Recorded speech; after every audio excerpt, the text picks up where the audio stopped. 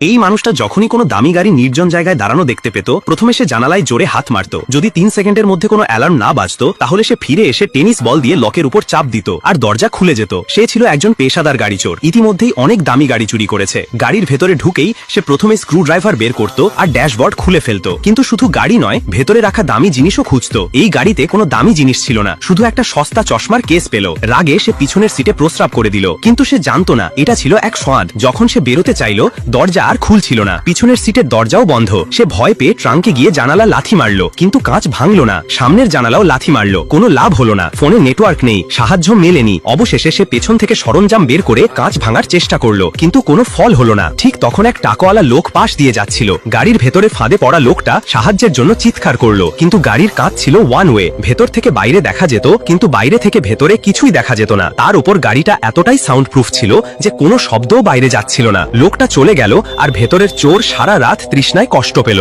সকালে সে ড্যাশবোর্ড লাগানোর চেষ্টা করলো, হয়তো দরজা খুলে যাবে ভেবেছিল, কিন্তু কিছুই হলো না। ঠিক তখন গাড়ির স্ক্রিনে কল এলো। আসল মালিক জানালো এই গাড়িটা সে ইচ্ছে করেই ফাঁদ বানিয়েছে যাতে চোর ধরা পড়ে। চোর কাকুতি মিনতি করলো, কিন্তু মালিক কল কেটে দিল। তারপর হঠাৎ এসি খুব ঠান্ডা বাতাস ছাড়তে লাগলো, ঠান্ডা বাড়তে লাগলো। চোর কাঁপতে শুরু করলো। সে খবরের কাগজ দিয়ে এসির ছিদ্র বন্ধ করার চেষ্টা করলো, কিন্তু বাতাস তখনও আসছিল। আবার কল এলো। মালিক বলল শেষ একটা সুযোগ, 30 সেকেন্ডে কাউকে ডাকতে পারলে দরজা খুলে দেবে। হঠাৎ ফোনে নেটওয়ার্ক এলো, কিন্তু তার বন্ধু কল কেটে দিল, ভাবলো মজা করছে। 30 সেকেন্ড শেষ, মালিক আবার কল কেটে দিল। হঠাৎ ভেতর থেকে বিষাক্ত গ্যাস বেরোতে লাগলো। চোর পাগলের মতো হাসতে লাগলো আর অচেতন হয়ে গেল। যখন জ্ঞান ফিরল 2 দিন কেটে গেছে। বৃষ্টি শুরু হলো আর সে গাড়ির পাইপ দিয়ে পানি খেয়ে বাঁচলো। পরের দিন আরেক চোর গাড়ির কাছে এলো, কিন্তু সে সঙ্গে সঙ্গে পুলিশের হাতে ধরা পড়লো। ফাঁদে পড়া লোকটার আশা শেষ হয়ে যাচ্ছিল। আবার কল এলো। মালিক জিজ্ঞাসা করলো এখন কেমন লাগছে। ঠিক তখন গাড়ি নিজে থেকেই চালু হলো। চোর খুশি হয়ে গাড়িটা একটা খুঁটির সাথে ধাক্কা দিল যাতে ইমার্জেন্সি লক খুলে যায়।